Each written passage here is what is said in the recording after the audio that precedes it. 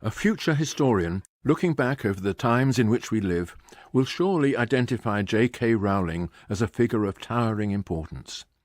In a way that has few precedents since Peter Pan and Wind in the Willows, she has captured the collective imagination of the British people and filled our minds with characters and attitudes that have served as a shared frame of reference, not only in our daydreams, but in our hopes and intentions too. Through her social media presence, she has set out to turn the mind of the nation towards the soft socialism that people like her can afford.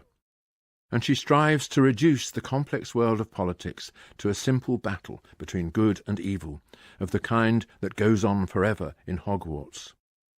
There are those among my literary colleagues who dismiss the Harry Potter books as lowbrow literature, based on cardboard characters dropped into whimsical plots that go nowhere. I don't agree with them.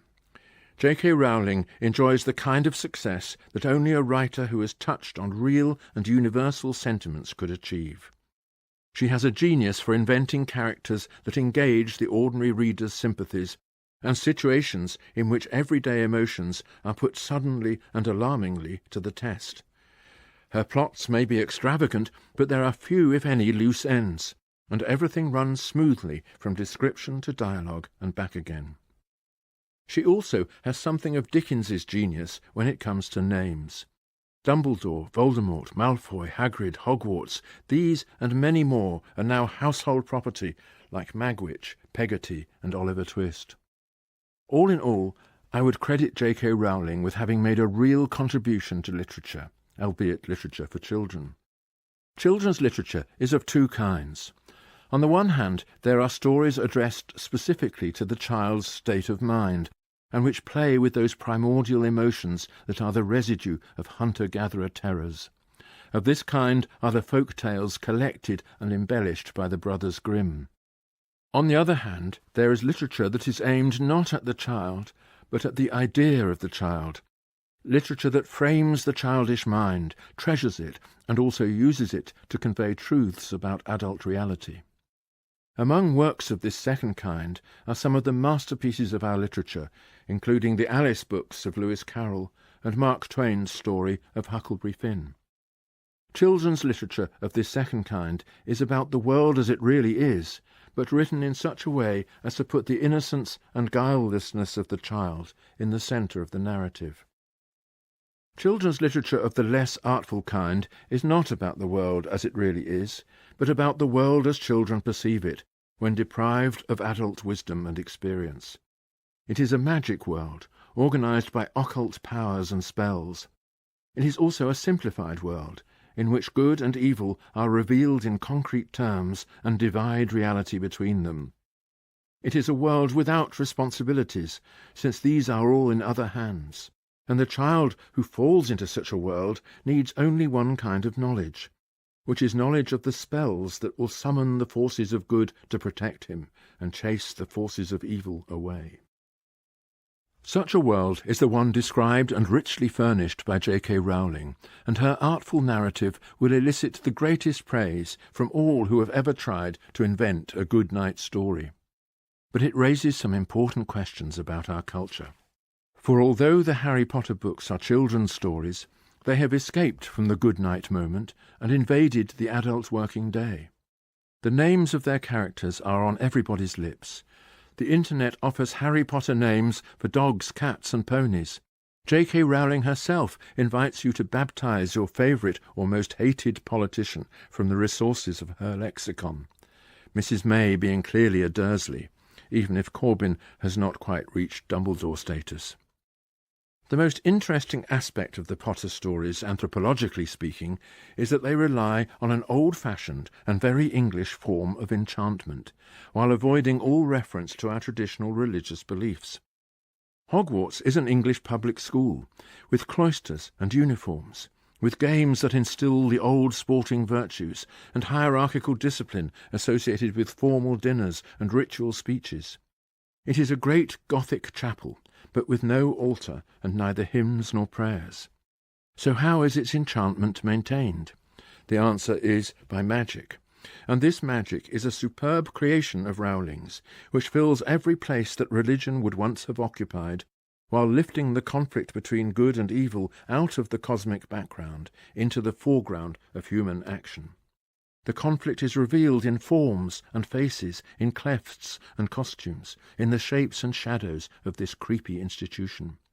Like the poet invoked by Shakespeare, Rowling has given to airy nothings a local habitation and a name. But her form of enchantment also reminds us why religion and magic have been at loggerheads. Religion tells us that we do not have power over the world, and that we must learn to accept our limitations and to recognize that our salvation depends on the God who will rescue us. When we pray, we do not command the world to obey us. On the contrary, we humbly acknowledge our lack of power and ask God to intervene on our behalf. Prayer is a recognition of our weakness and a resolve at the same time to deserve God's help. In this respect, prayers are the very opposite of spells. The one who casts a spell is assuming power over reality. He has no need of God, since he is God. He is assuming the powers of the Creator and subduing life and matter to his will. When alchemy was condemned by the medieval church, it was as a blasphemous attempt to usurp God's power. By moving against alchemy, the church contributed greatly to the advance of science. It forced people to renounce their desire to control the world and to try to understand it instead. Scientific experiment and theory building became the true religious obedience. I distinguished two kinds of children's literature: the kind that exploits the primordial fears and hopes of the child, in which magic plays a controlling part, and the kind that looks with the eyes of a child on the real adult world and brings a measure of innocence to what it sees there. Lewis Carroll, who raised this second kind of children's literature to the highest artistic level, was a mathematician with a cool, clear, scientific brain, whose heroine fights back against magic and illusion with all her delightful reasoning powers. She is the child who wants to be an adult, exploring the shadows of her own imagination and shining the light of reason that will chase those shadows away. The Harry Potter stories are the opposite of that. They show an adult world entirely invaded by childish fears and illusions. Magic and mystery are the currency in which all transactions are measured. The wand, the spell, and the store of occult knowledge have displaced every kind of spiritual discipline. Each character is good or evil by nature, and there is no process of development, no path of renunciation and prayer, whereby the hero or heroine can prepare to face the ordeals of a real adult existence. All obstacles are dreams, which can be dispelled at the wave of a wand, and nobody needs any power that he cannot obtain from the things of this world, if only he knows their secrets. We expect children to think and feel in that way, because they have yet to be released from the grip of those primeval hunter-gatherer emergencies. But we also expect them to grow out of it, and to address the world in full awareness of its complexity, acknowledging the patient work of science and the need for humility and understanding.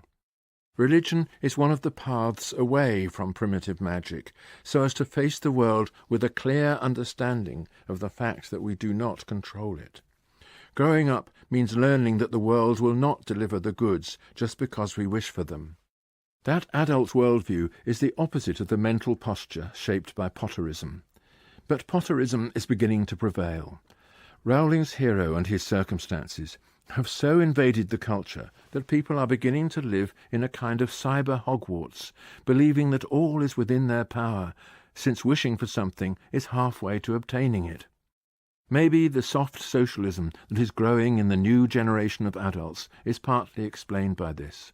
If you suffer from a Potter overdose, so as to see the real world too in terms of occult powers and the spells that unlock them, you are more likely to think that what you want will be provided just by clicking on a screen. J.K. Rowling's tweets to her 11 million followers encourage this attitude. They speak of a fantasy world in which goods are obtained simply by needing them, and then asking some future Prime Minister to wave the magic wand.